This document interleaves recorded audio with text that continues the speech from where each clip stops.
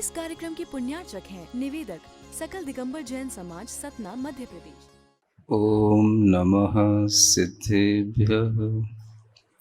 ओम नमः सिद्धेभ्यः।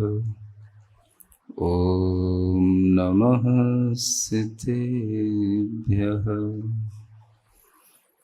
अनंतानंत सिद्ध परमेष्ठी भगवान की, वर्तमान शासन नायक श्री वर्धमान महावीर भगवान की, परम पूज्य आचार्य गुरुवर श्री विद्यासागर जी महाराज की,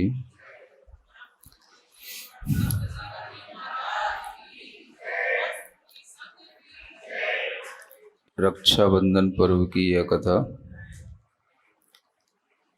जो लोक में तरह तरह से प्रचलित है। अगर आप लोक में चलने वाली कथा पर भी ध्यान देंगे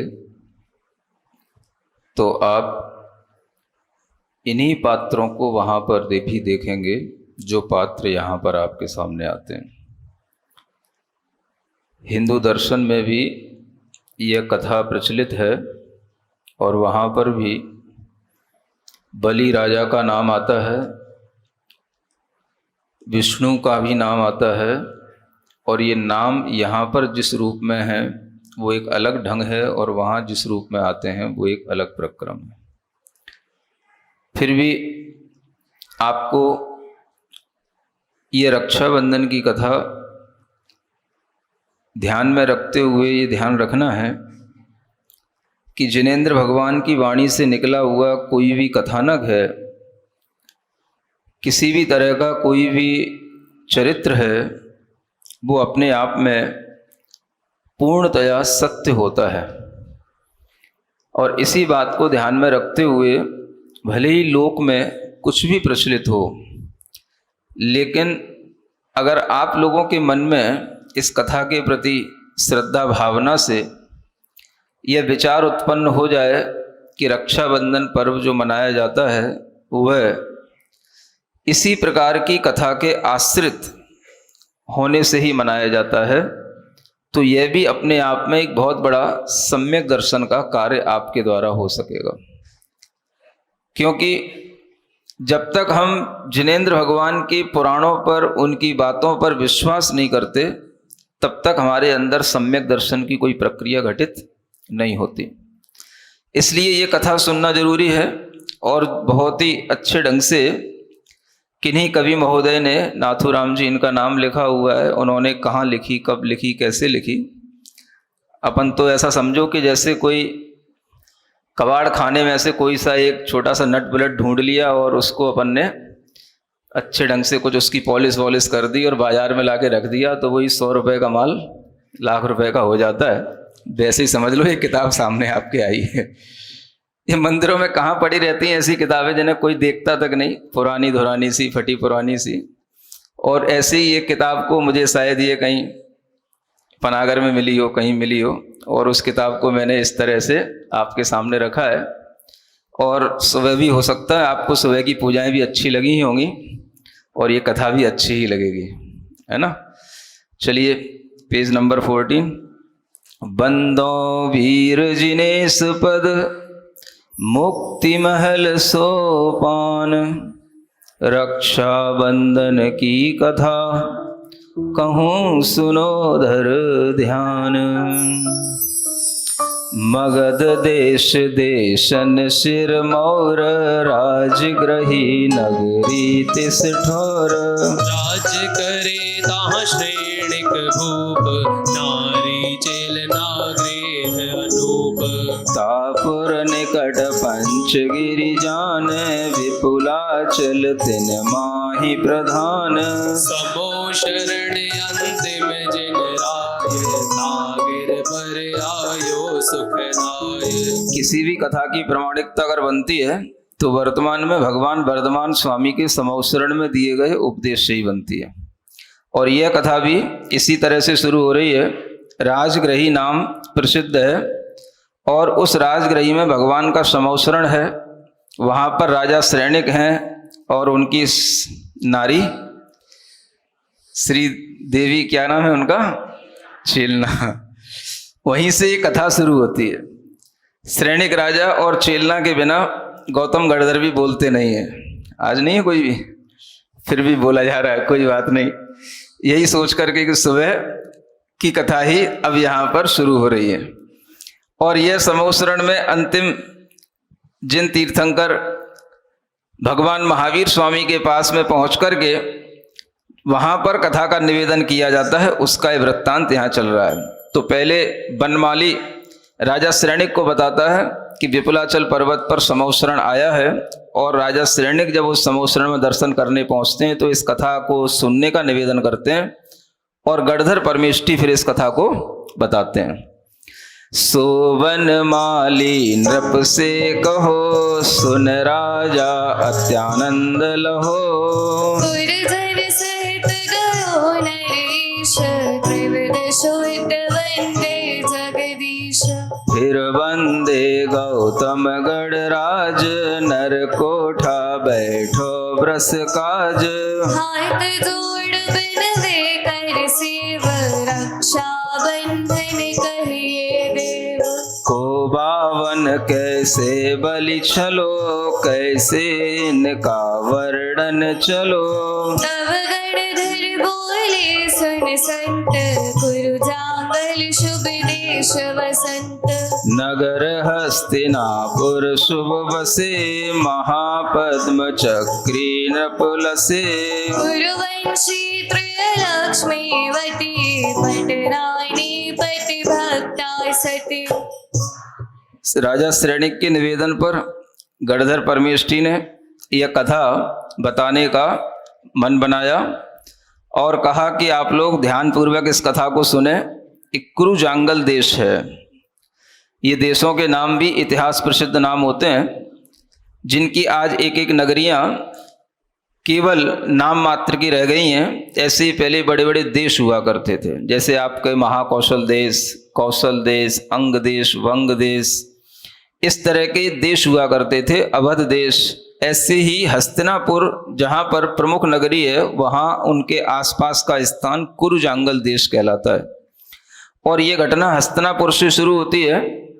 वहाँ का पहले वर्णन थोड़ा सा करने के बाद में वह घटना बाद में दूसरा रूप लेती है। तो पहले कहते हैं कि हस्तिनापुर नगरी है, वहाँ पर महापद्म नाम के एक बहुत बड़े चक्री राजा हैं। कौन से नाम के? हाँ, थोड़े नाम स्मरण रहने चाहिए, तब आपको जब पात्र ध्यान रहेंगे तब आपको कथा सही ढंग से याद रहेगी। कुरुवंशी हैं, और ये कुरुवंशी वही होते हैं जो शांतिनाथ, कुंथुनाथ, अरनाथ, ये कुरुवंशी तीर्थंकर कहलाते हैं। और ये सभी जो वंश हैं, ये सभी इक्ष्वाकु वंश से ही निकलते हैं, ये सभी क्षत्रिय वंश ही कहलाते हैं। तो इन्हीं कुरुवंशी में वह महापद्म नाम के चक्रवर्ती हुए, हस्तिनापुर के राजा हुए, और उनकी रानी लक्ष्मीवती उनका नाम है, जो उनकी पट्टरानी है। उनके दो पुत्र हैं, एक का नाम पद्म राजा है और दूसरे का नाम विष्णु कुमार है। ध्यान रहेगा, कौन से राजा हैं? राजा पूछ रहा हूं, पुत्र नहीं पूछ रहा हूं। कौन से राजा? महापद्म नाम के राजा हैं, और उनके दो पुत्र हैं, एक का नाम पद्म राजा है और दूसरे का नाम विष्णु कुमार है। ताके दो सुत गुण भंडार, पद्म राय अरु विष्णु कुमार। समय पारप भयो विराग, राजभार काके नात्या। क्षत्रिय महापुरुषों की यह सबसे बड़ी विशेषता रही है कि उन्होंने अपने जीवन के अंत में, अगर उनने जिन धर्म का जीवन पर्यंत तक सेवन किया है, तो अंत में जरूर संन्यास धारण किया है। बड़े बड़े राजाओं ने, चाहे वो चक्रवर्ती रहे हों या बड़े बड़े महाराजा रहे हों, तो यही उन महापद्म नाम के राजा ने किया। अंत समय में उन्होंने वैराग्य को धारण किया और सारा राजभार का त्याग करके अपने पुत्र के लिए वो राजपाट दे दिया। उसी का वर्णन, पद्म पुत्र को नृप पद दयो, आप करन तप वन में गयो।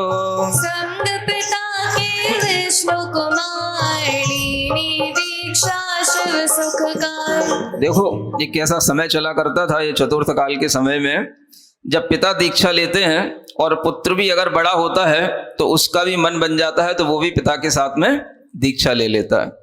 तो महापद्म राजा ने दीक्षा ली, उन्हीं के साथ में उनके छोटे पुत्र विष्णु कुमार ने भी दीक्षा ले ली और बड़े पुत्र को उन्होंने राजपद पर प्रतिष्ठित कर दिया। बड़े पुत्र ने राज ग्रहण कर लिया, वो राज्य का संचालन करने लग गए। यह तो कथन रहो इस ठोर, अंतर कथा चली अब और। मालव देश उज्जैनी पुरी, श्री वरमान नीति सुधुरी। हाँ, अब ये कथानक तो यहीं पे छोड़ देना। अब आगे हम दूसरी तरफ चल रहे हैं, एक दूसरी कहानी आगे शुरू होती है। तो ये कहानी कहाँ तक कि महापद्म राजा ने वैराग्य धारण करके अपने बड़े पुत्र पद्म को जो है राजा बना दिया और विष्णु कुमार भी उनके साथ में मुनि बन करके दीक्षा लेकर के निकल गए और वह तपस्या कर रहे हैं। इतना ध्यान में रखते हुए आगे की कहानी सुनना। अब हम पहुंचते हैं मालव देश में। ये कौन सा देश है? मालव देश। उज्जैनी के आसपास का जो ये देश होता है, बड़नगर, रतलाम, है ना, मंदसौर भी उसी में आ जाता है। ये दीदी वहीं से आई है, बही पारसनाथ। वहां पर एक स्थान है, क्षेत्र बनाया हुआ है। अच्छा, बही पारसनाथ का नाम सुना है? तो कभी आप मंदसौर जाएंगे तो मंदसौर के आगे 4-5 किलोमीटर दूर एक बही पारसनाथ नाम का एक क्षेत्र है ना। इस तरह से ये सब मालवा कहलाता है, ये सब, है ना। उज्जैन के आसपास का सारा स्थान कौन सा देश? मालव देश। धार का नाम सुना होगा, जहां भक्तामर की रचना हुई, है ना।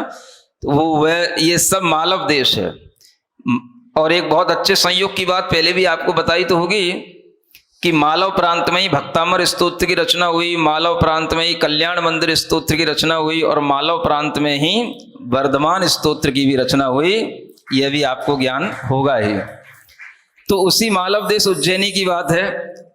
अच्छे सौभाग्य की बात है कि ऐसी प्रसिद्ध नगरी उज्जैनी में भी हम दोनों महाराज चतुर्मास कर चुके हैं और उस उज्जैनीपुरी के भी वो सारे दृश्य देखे हैं जहां पर ये कुछ ऐतिहासिक छटाएं अभी भी कुछ वहां बिखरी हुई हैं। तो मालव देश, अच्छा, यह उज्जैनीपुरी और उसके राजा श्री वर्मा उनका नाम है, जो नीति निपुण है। अब आगे कथा बढ़ती है। श्रीमती रानी तिस धाम, अनुपम पति भक्ता शुभ भाम। तिस राजा के मंत्री चार, ब्राह्मण वैष्णव मत के धार। अब वो जो राजा है उनके 4 मंत्री हैं, है ना, और वो वैष्णव मत को मानने वाले मंत्री हैं। उनके नाम बताए जा रहे हैं यहाँ पर। पहला बाल फिर नमुचि बखान, तृतीय बृहस्पति नामा जान। चौथा दास नाम प्रहलाद, जैन धर्म से धरे विषाद। यह एक समय समय की बात रही है। कभी कभी आपस में धार्मिक लोगों के बीच में भी कभी कभी प्रेम भी रहा है और कभी कभी एक मनमुटाव भी रहा है। तो ये कुछ ऐसी बात है, जिस समय पर ऐसा रहा होगा उस समय की ये कथा को उसी रूप में जानना कि ये जो 4 मंत्री हैं इनके नाम याद कर लेना, काम आएंगे आगे चल के। पहले का नाम क्या है? बाली, ये सबसे बड़ा है। दूसरे का नाम है नमुची, क्या है? और तीसरे का नाम है बृहस्पति और चौथे का नाम है प्रहलाद। तो ऐसे इन मंत्रियों के लिए स्वभाव से अपनी जाति के आग्रह के कारण से कहो या किसी और कुछ विशेष पंथ का आग्रह के कारण से कहो कि इनके अंदर जैन धर्म के प्रति एक द्वेष का भाव था, है ना। जैन धर्म के प्रति हमेशा एक तरह से विषाद रखना, खेद खिन्न होना, जैन धर्म की प्रभावना को सुनकर के, इस तरह का किसी किसी के मन में भाव रहा करता है। ऐसा ही भाव इन 4 मंत्रियों के अंदर था। तो और उसी समय पर एक घटना सामने आती है। आए तहां यति निर्ग्रंथ, दर्शक स्वर्ग मुक्ति का पंथ। सूर्य कंपन तिस सिर मार, ऋषि सात सातन संग आर। जब इस तरह से वहां पर राजा थे, मंत्री थे, उसी समय पर उन राजा के ही काल में एक अकंपन नाम के आचार्य अपने 700 ऋषियों के साथ में उस नगरी में प्रवेश किए। कितने? 700 ऋषियों के साथ में। पुर के बाहन वन है जहां, करत विहार सुआए तहां। उतरत मुनि सुनी यह बात, जो नभ के मंत्री विख्यात। सो हैं जिन मत द्वेषी। समय पर अकंपन आचार्य को ये ज्ञात हो गया कि इस राज्य में जो राजा राज्य करता है उसके जो 4 मंत्री हैं वो जैन मत से द्वेष रखने वाले हैं।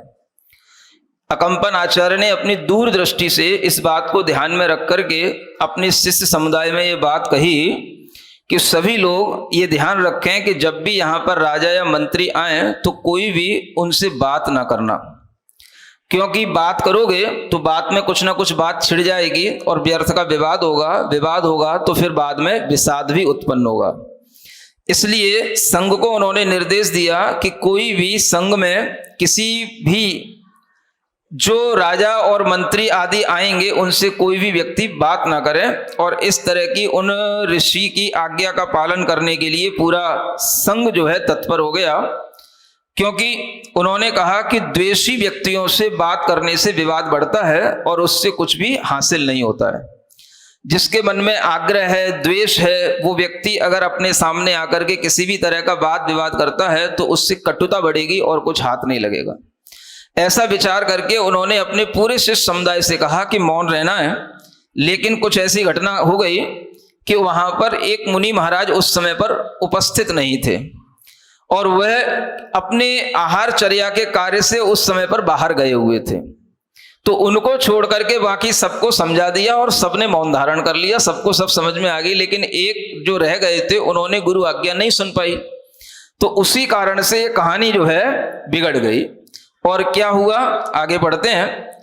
प्रथम गयो पूर्वेच्छा काज, पीछे आज्ञा दी ऋषिराज। यह तो कथन रहो इस ठोर, आगे सुनो कथांतर और। पूर्व में यह श्रावक जब सुनी, आए वन में बहु मुनि गुनी। तब सब चले बंदने काज, सो जाते देखे महाराज। मंत्रिन से नप ऐसे कही, आज पर्व क्या कहिए सही। कहाँ जात सब हर्षित धाय, तब बोले मंत्री सुन राय। एक तरफ तो आचार्य महाराज ने अपने संघ में आज्ञा दे दी, एक मुनि महाराज ने उनकी आज्ञा नहीं सुन पाई, ये घटना तो वहां घटी गई। लेकिन उसके साथ साथ जो दूसरी तरफ घटित हो रहा था वो ये था कि जैसे ही उन आकंपन आचार्य का उस नगरी में आगमन हुआ, सारी प्रजा उनके दर्शन के लिए दौड़ने लग गई, हर्षित होकर के उनके दर्शन करने के लिए आने लग गई। जब राजा ने देखा कि ये प्रजा कहाँ दौड़ दौड़ करके जा रही है, किस ओर ये प्रजा का जाने का ये कार्य चल रहा है, तो उन मंत्री लोगों ने बताया कि इस तरह से एक कोई दिगंबर साधु आए हैं और उनका एक बहुत बड़ा संघ है और उनके दर्शन करने के लिए प्रजा उधर दौड़ रही है। तो उस समय पर राजा भी कहता है कि हमको भी उनके दर्शन करने के लिए जाना चाहिए, और उसी से वह बात फिर आगे बढ़ती है। जैन के गुरु आए नंग, तहां जात सब धरे उमंग। तब नृप बोले हम भी जात, देखे तो वे कहा करात। मंत्री कहे न दर्शन योग, कहे अदर्शनीय ये लोग। प्रभ बोले हम देखे जाए, देखे से क्या पाप लगाए। अमृत देखे अमर न होय, विष देखे से मर न कोय। यह अपनो अपनो विश्वास, तुम्हें बुरे मत जाओ पास। ऐसे कहन चाले जबे, संग लगे मंत्री सब तबे। जो नृप साथ न जे है आज, बुरो मान है तो महाराज। समझ में आ गया? वह राजा ने कहा कि अगर ऐसी बात है, सारी प्रजा उमड़ रही है उनके दर्शन के लिए और वो नग्न मुनि महाराज हैं, तो उनके दर्शन करने के लिए हमको भी चलना चाहिए। तो जैसे ही राजा ने उन मंत्रियों से कहा तो मंत्रियों ने कहा कि नहीं, उनके दर्शन से कोई लाभ नहीं है। तो राजा कहता है कि इसमें लाभ हानि की क्या बात है, ये तो अपने अपने विश्वास की बात है, और दर्शन करने से कोई हानि नहीं होगी, क्योंकि अमृत को देखने से ना कोई अमर हो जाता है और विष को देखने मात्र से कोई मर भी नहीं जाता है। तो ये तो अपना अपना विश्वास है, अगर तुम्हें उनके ऊपर विश्वास नहीं है तो तुम मत जाओ, हम चले जाते हैं। जब राजा ने ये कहा कि तुम मत जाओ हम चले जाते हैं, तो उन मंत्रियों ने सोचा कि राजा को अगर जाने की इच्छा है और हम लोग नहीं जाएंगे तो राजा बुरा मान जाएगा, और ये मंत्रियों के लिए उचित भी नहीं होता कि राजा कहीं पर प्रस्थान कर रहा हो और मंत्री लोग उसका साथ न दें। इसलिए मंत्रियों को उसके साथ में जाना पड़ा, और जब वो मंत्री उनके साथ में गए तो उस समय पर जो अकंपन आचार्य ने अपने शिष्यों को जैसा निर्देश दिया था उसी तरह से उन्हें वह शिष्य वहां पर सब ध्यान में मौन बैठे हुए मिले, और उसी के साथ में वो घटना आगे बढ़ती है। ऐसे चित्त विचार कराय, चले विवश हो नृप संग धाय। राजा वट देखे सबे, ध्यानारूढ़ भये मुनि सबे। देखे भूपति सब ऋषिराय, बैठे नासा दृष्टि लगाय। ध्यानारूढ़ न देखे सुने, स्वात्म रूप हृदय में गुणे। राजा सबको करत प्रणाम, क्रमशः चलो जात गुड़ धाम। किसी नरक को दई आशीष, तदपि सहर्ष चलो नरेश। अवसर पाय सुमंत्रिन कही, देखे भूपति सब मुनि सही। कैसे बैठे भारे दंभ, मानो सब पत्थर के खम्भ, मानो सब पत्थर के खम्भ। जब राजा उनके दर्शन करने के लिए आए, वो तो सभी 700 मुनि महाराज है ना, 699 कहना चाहिए, वो सभी मुनि महाराज उस समय पर शांत भाव से आचार्य गुरुदेव की आज्ञा का पालन करते हुए ध्यान और मौन के साथ में अपने तत्व का ध्यान करते हुए आत्म तत्व का स्मरण करते हुए बैठ गए। राजा सबके पास गया, सबके दर्शन किए और देख करके अति प्रसन्न हुआ। राजा को उससे कोई फर्क नहीं पड़ा कि किसी ने मेरी तरफ नहीं देखा या किसी ने मुझको आशीर्वाद नहीं दिया, क्योंकि सज्जन पुरुष जानते हैं कि हमें बिना वजह किसी भी बात पर कोई भी द्वेष नहीं करना चाहिए, और सज्जन पुरुषों के लिए कभी भी बिना वजह द्वेष नहीं उत्पन्न होना ही यही उनकी सज्जनता की सबसे बड़ी निशानी होती है। जबकि दुष्ट पुरुष होते हैं, दुर्जन पुरुष होते हैं, या यूं कहें आज के जमाने की नेगेटिव थिंकिंग वाले लोग होते हैं, तो वह बिना वजह भी किसी से बैर धारण कर लेते, बिना वजह भी किसी भी बात का बुरा मान लेते। मान लो अगर हमने आपसे कोई बात नहीं की तो बिना वजह भी बुरा मान लेंगे कि भाई आपने हमसे बात क्यों नहीं की, हमसे हमारी ओर क्यों नहीं देखा, हमको आशीर्वाद क्यों नहीं दिया। जबकि जो पॉजिटिव थिंकिंग वाला व्यक्ति होगा वो सोचेगा नहीं, अपने काम में लगे हुए हैं, हमें इनके काम से कोई प्रयोजन नहीं है, अगर इन्होंने नहीं दिया है तो ये इनकी अपना ज्ञान ध्यान का कार्य होगा, लेकिन हमारे प्रति इनका कोई बुरा भाव नहीं है। ये सोचने के तरीके होते हैं। इन कथानकों से हमें सोचें कि ये घटनाएं आपके साथ भी होती हैं। मुनि महाराजाओं के आप दर्शन करने आते हैं, आचार्य परमेष्ठी के पास में आप दर्शन करने के लिए जाते हैं, कभी कभी आपको दर्शन नहीं भी मिल पाते हैं। गुरु महाराज के दर्शन करने गए, बहुत दूर गए, बहुत मन से गए, और वहां पर आपको गुरु महाराज के निकट जाने को नहीं मिला। समझ आ रहा है? कई लोग तो इसी में ही नेगेटिव हो जाते हैं, यार इतनी दूर आए और सब जो है कोई दर्शन ही नहीं करने देता है, बहुत दूर आए और वहां पर सब मना ही है, दूर से भी झलक कभी कभी नहीं मिल पाती है। अस्वस्थ आजकल गुरु महाराज ज्यादा रहते हैं, बहुत कम लोगों के लिए उन्हें दर्शन मिल पाते हैं, तो वह कभी कभी 2-2, 4-4 दिन भी हो जाते हैं। लेकिन जो पॉजिटिव थिंकिंग वाले लोग होते हैं वो गुरु भक्ति में अपना भाव ऐसा बनाए रखते हैं कि कभी ना कभी हमें दिन भर में गुरु की झलक मिल ही जाएगी, चाहे वो जंगल जाते समय मिले, चाहे आहारचर्या करते समय मिले।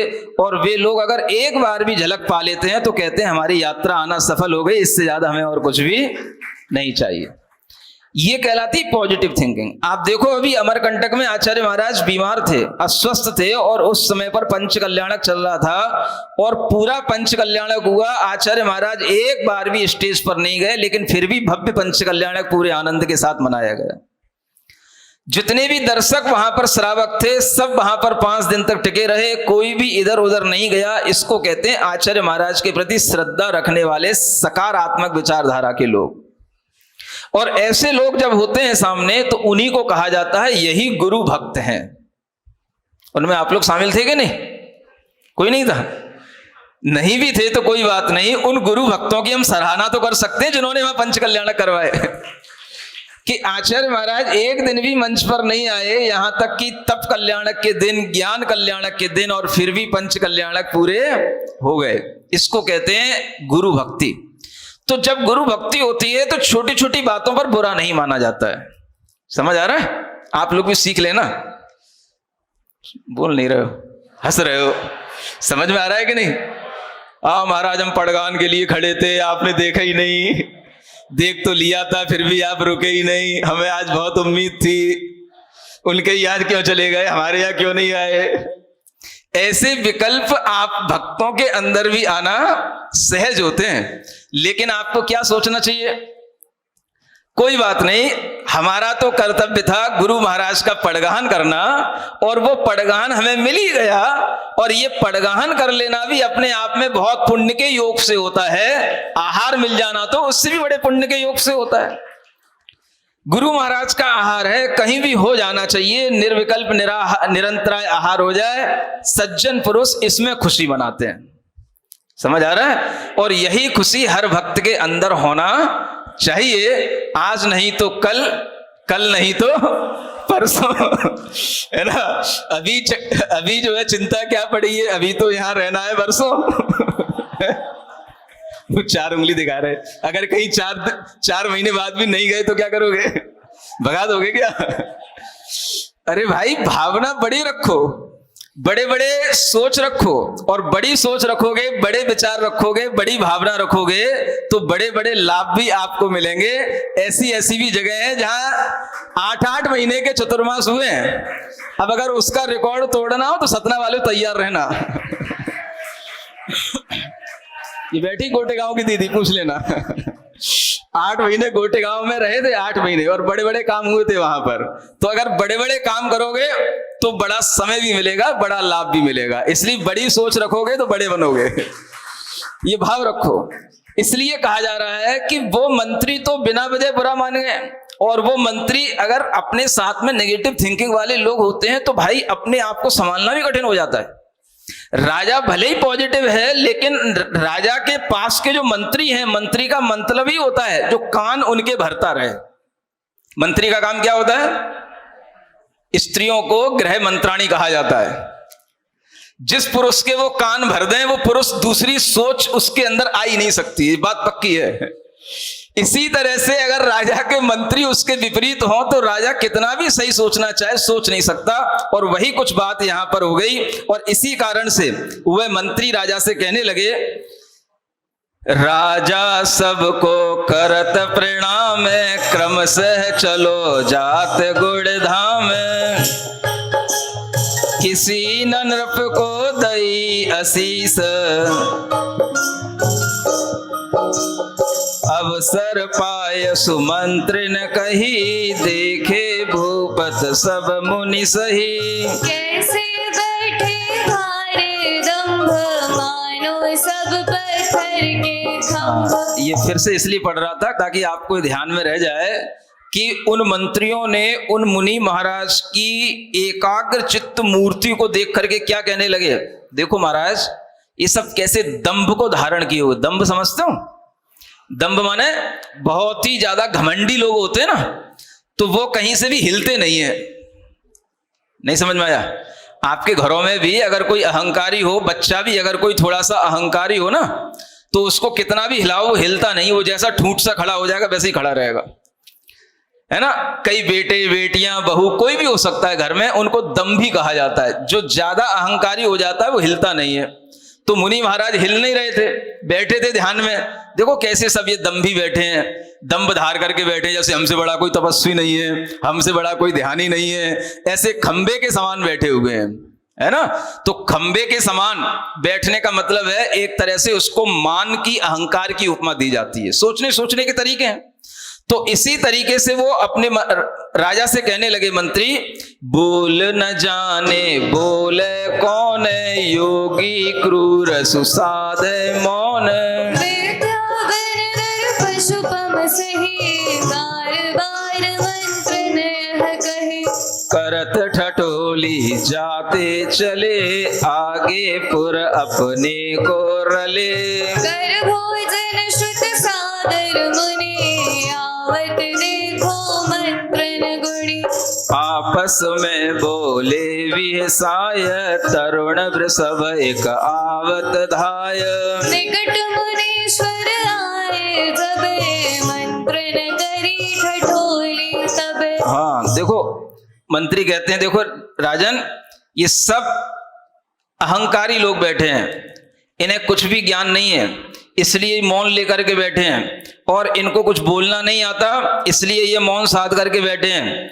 इनके पास कोई विद्या नहीं, कोई ज्ञान नहीं है। जैसे पशु नग्न होते हैं, ऐसे नग्न की तरह नग्न होकर के बैठे हैं, अंतरंग में इनके पास में कुछ नहीं है।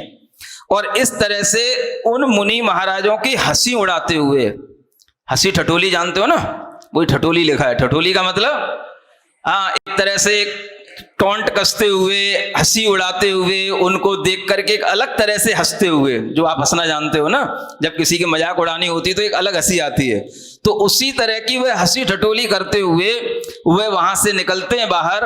और कुछ दूरी पर जाकर के उन्हें एक मुनि महाराज, जिन्होंने उन अपने आचार्य महाराज की आज्ञा नहीं सुनी थी, वो आहार करके वापस लौट रहे थे, है ना। तो उनको देख करके वो मंत्री कहने लग गए, देखो ये आ रहा है एक तरुण वृषभ, वृषभ माने होता है बैल, है ना, एक ये तरुण बैल आ रहा है। और उसको भी देख करके वो हंसने लग गए, उसको भी देख करके वो है कुछ ना कुछ व्यंग कसने लग गए। और जैसे ही वो उन मुनि महाराज के निकट आए तो और ज्यादा उन मंत्रियों ने अपनी ठिठोली करना शुरू कर दी। और इस तरह से वो बात जब थोड़ी आगे बढ़ती है तो फिर क्या होता है, तक्रपीत, ये कुछ वार्तालाप हो गया। एक कुतर्क सामने वालों ने रख दिया मुनि महाराज के पास में, तो एक कुतर्क मुनि महाराज ने भी उनके सामने रख दिया। कुतर्कों की किसी के पास कोई कमी नहीं होती है, समझ आ रहा है ना। अगर आप उल्टा बोलोगे तो उल्टा बोलने सामने वाला भी फिर जानता है। तो जैसे पक्ष और विपक्ष में चलता रहता है सदन में, उसी तरीके से अगर सीधा बोलोगे, सीधे तरीके से बात करोगे तो सीधी बात होगी, सीधा उत्तर दिया जाएगा। उल्टी बात बोलोगे तो उल्टा उत्तर दिया जाएगा। और यही हुआ, मुनि महाराज ने भी एक ऐसा उल्टा प्रश्न, उन विप्रों के उल्टे प्रश्न करने के कारण से उनने भी एक उल्टा प्रश्न कर दिया। और बात वहां पर ऐसी बिगड़ गई कि वे जब चारों मंत्री उस प्रश्न का उत्तर नहीं दे पाए तो राजा के सामने उनकी थोड़ी सी नाक कैसी हो गई, नाक नीचे होती है कभी कि नहीं, हमेशा एक जैसी बनी रहती है। नाक कैसी हो गई, नीची हो गई। और जब नाक राजा के सामने मंत्री की नीची हो जाए, ये बहुत बड़ी इंसल्ट होती है, क्योंकि मंत्री अपने आप में एक बड़ा पद माना जाता है। और राजा के सामने अगर मंत्री की इंसल्ट हो जाए तो फिर अब किसको सामने मुंह दिखाने जाए। तो वो अपने अपमान का दंश, एक तरह से बोलते हैं अपमान का एक जहर पी करके रह गए। और जब वो उनके पास में और कोई प्रतिकार नहीं था, प्रत्युत्तर नहीं था, तो वो तो अपने अंदर उस बात से भीतर भीतर बहुत परेशान हो गए। इधर जब ये मुनि महाराज संघ में पहुंचे तो इन्होंने जाकर के सब बात बताई, ऐसे ऐसे रास्ते में 4 मंत्री मिले और इस तरह की चर्चा हो गई और ये वितंडावाद खड़ा हो गया। इसको क्या बोलते हैं, जिसमें दोनों पक्षों में विषाद उत्पन्न हो, बात बढ़ती जाए, समाधान न हो, उसको बोलते वितंडावाद। सिरिजिणवाणी जग कल्याणी, जग जन मदतम मोहरी, जनमण हारी गढ़हर हारी, जम जरा भव रोग हरि, तिथ्य राणम दिव्य झुणिम जो पड़ई सुणई मय्ये धारई, राणम सौख मणंतम धरिय, सासद मोक्ष पदम पावई, सासद मोक्ष पदम पावई।